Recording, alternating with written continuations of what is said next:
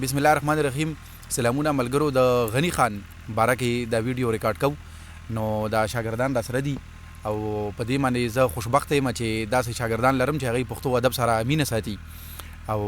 وخت تر وخته نه ځان په دې باندې د پوهه کولو کوشش کوي او داسې شاګردان پکې هم زموږ شته چې زموږ نه ډېره ښه پښتو لیکي، پښتو لولي. نو په دې دور کې دا زموږ دپاره یو ډېر ښه ساين انډیکیټر دی. غنی خان باره کې ویډیو ریکارډ کوو نو غنی خان خو په 20مه صدۍ کې چې د پښتو ادب کوم خلک پیدا کړی دی نه په هغې کې خو لکه غنی خان او حمزه بابا تیلري شي نو بس بیا به پکې څه پاتې شي. نو او غنی خان داسې دی لکه یو تاریخ ساز شخصیت دی که نه، لکه دا نه ګیني چې تاریخ کې د ده نوم دی، نه بلکې یو پوره تاریخ یې لکه جوړ کو. نو داسې یو تاریخ ساز شخصیت دی غنی خان. او دغه وخت کې بیا لکه سوره یو انټرسټینګ خبره ده چې هغه بیا زوی دی چارې د باچا خان زوی دی که نه. نو غنی خان او د باچا خان زوی او د ولی خان رورو نو هغه ټوله خاندان داسې غونته کې دی چې بس د پښتنو لپاره د مشرولۍ هغه کار کوي. نو د غنی خان باره کې دغه ویډیو ده موږ سره اوسئ. شریعه راته څه وایي د غنی خان باره کې؟ سره جي د ټول نه اول خو زه ستاسو ډېر زیات شکریا ادا کوم چې موږ له دومره ټایم راکړه خپل چینل باندې. او سجي د غوښتنه خو به کوو بله خلک غني خان باره کې تپوسونه پوښتنې کوي. د غوښتنې نه مخکې خو به زه د هغوی د غزل یو څو فکرې ووایم چې هله یارو ته نږدې شوم چې د یاره شومه لرې، هله پوه شوم په خبرو چې نه اورم خبرې، چې ملنګ شومه جانانه خزانه مې وموندله په زړګي کې مې پرتې وې ښکلې ښکلې ملغلرې، چې مې ګل بستان قربان کو نو د ګل بستان مالک شوم. هله راته وکړې د ساقي سترګو خبرې، د هغی د لیونیه د هغی د لیونیه د جانان شونډې شکرې. سرجي غوښتنه دا ده چې ډېر راځي چې لکه غني خان د مولا چې کوم دغه دی د هغې نه لکه ډېر مطلب اوټ او ډېر خلاف لکه د هغې په دغه نو تاسو د هغې په هکله څه وایئ؟ نو دا بالکل چې غنی خان نوم څوک واوري نو بس دا پکې مخامخ یا ذهن ته چې کوم امیج راشي نه داسې راشي چې به ډېر مولا دشمنو. نو د دې باره کې د اسفندیار خان مخکې ورځو کې ډېره ښکلې د هغې ایکسپلینیشن وکړو. هغه وایي چې ما په خپله د غني خان نه تپوس وکړو چې کاکا ته ولې د مولا دومره سخت خلاف یې که نه؟ نو غني خان ما ته وایي چې زما او د مولا صرف یو اختلاف دی، هغه دا دی چې مولا وایي چې خدای پاک قهار او جبار دی او زما نه رحمان او رحیم دی. نو صرف دغه راغلی. نو اباسین یوسفزی وایي چې څه خلک داسې هغوی په لکه رسول صلی الله علیه وسلم باندې ډېر مینی که نه، او څه خلک په خدای باندې مینی وي د غني خان په خدای باندې مین او لکه دی چې یو ځای کې وایي که نه وایي په مینه یې مین او خدای ته پلار او جانان وایي دا ځکه خو بېتوله بې اندازه غوندې خلک په دې څه پوهېدل که نه. نو په خدای باندې مین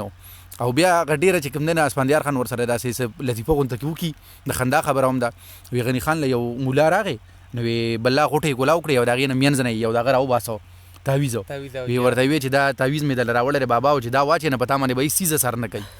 نو وی غني خان خوا کې یو چریز ټوپک پروت و، وی هغې ته اعلاس کړه چې مولا ته یې ونیسه نو وی مولا وتښتېده. نو وی غني خان ما ته وی چې وګوره دی وایي چې په تا باندې به هېڅ څیز سر نه کوي، په خپله هغه وتښتېده. نو دغه د مولا او د هغه دغه نور هېڅ چې کوم دی نه داسې څه مسلې نشتې که نه. او هغه وخت کې ملایان هم داسې و چې دوره نه پوهېدل که نه. سمیه به ته څه تپوس؟ بسم الله الرحمن الرحیم. اول خو تاسو ډېر زیاته مننه تاسو موږ ته چې کوم ټایم وباسه او تاسو موږ انوایټ کړو. د غني بابا باره کې سرجي زه ډېر زیات سرجي مین یم په غني بابا باندې او شعرونه ډېر زیات اورم او چې په پښتو ادب مینې په پښتو شعر مینې غني بابا خامخا پېژني او چې کوم دی ناصر به یې مینئ. د غني بابا باره کې سرجي ابتدایي تعلیم باره کې سرجي راته لږ ووایي چې تعلیم به نو ابتدایي کوم دی حاصل کړی او بیا دی چې د یو کې ته دغه هایر ایجوکیشن نه پاتې دې باره کې سرجي تاسو څه وایي؟ نو غني خان خو دلته را ابتدایي سبق یې خو دلته خپل وطن کې ویلی او دلته یې ویلی و که نه. بیا هغه زمانه کې د هندوستان کې د دغه لپاره یو ډېره ښه اداره وه لکه د دې مړه د ایلیټ کلاس لپاره لکه چې ډېرې غټو خلکو دا وړو به پکې سبق وي. نه هلته کې اندرا ګاندي هم سبق ویلی او ده پکې هم سبق ویلی. نو دا غني خان خو دا ډېرو خلکو ته خلک وایي شاعر او صرف شاعر خو نه و که نه، هغه مجسمه ساز و، پینټر و. او نو دا د سنګ تراشۍ دا او د پینټینګ دا کار وایي دلته کې هندوستان کې زده کو او هایر ایجوکیشن له بیا لندن ته لاړ. نه هلته کې دغه سبق و نو پروفیشنلي خو انجینیر و که نه. او نو ګوري لکه د پښتو شاعر او انجینیر او بیا چې کله انجینیرینګ وکړو واپس خپل وطن ته راغی نه دلته کې د تخبایي شوګر میل کې ایز انجینیر کار هم کړی نو پروفیشنل انجینیر نو سبق لکه هایلی ایجوکیټډ سړی او دا بګي خبره ده چې لکه دا ګوره ولی خان هم دا ولی خان تقریرونه خو موجود هم دي کنه چې هغه خط د حدیثونو حواله ورکوي او قران سبب تلاوت آیاتونه پکې وای نه غنی خان هم داسې ده خو بالکل علم سمندرونه او افراسیاب خټک پخپل یو دانشور دی غټو افراسیاب خټک کوئی چې موږ نه غنی خان نه ډیر خبرې زده کړې دي یار هغه زمانه یو لوی دانشور وکنه لوی علم والا سړیو نو لکه د دی په عربی تعالی علم چې کومو د قران د حدیث علم نو هغه باندې هم خو د سره سو نو دینه پس خو شیرونه وام زه او جو وای کنه سو خپل شیرونه وای دا غنی نو د غنی خان خو ډیر ښه شیرونه دي دا یو څو وبګه داسې وو چې دا غنه لګره غنی خان دغه پرسنالټي هم پته ولګي کنه او جی وا نو خلک کوئی فلسفي شاعر لیونی شاعر کنه ناغه وی نزه فلسفي هم خلک نزه لیونی یم نزه فلسفي هم خلک نزه لیونی یم یو غریب بچي او زه پښتون په پلار غنای یم او خوخ می دی ګلونه هم اسونه هم خکارونه ډیر خوخ می دی ګلونه هم اسونه هم خکارونه خوخ مینر پښتون دې زراوړې پښتنې یم او بعضی ځای کې لګ بعضی کې ډیر یم لوي شوی خیال می د سباره پیدا شوی پرونه یم او نیت می د طواف ته وطن د تور خټو نیت می د طواف ته د وطن د تور خټو ستړي د طواف نه مکی او مدینه یم ډیر خطر ډیر لکه ایکستریمیست دي ځای کې کنه بالکل دا بیا وای دا فکر نو نیت مې د طواف ته د وطن د تورو خټو او ستړی د طواف نه د مکې نه مدینې یم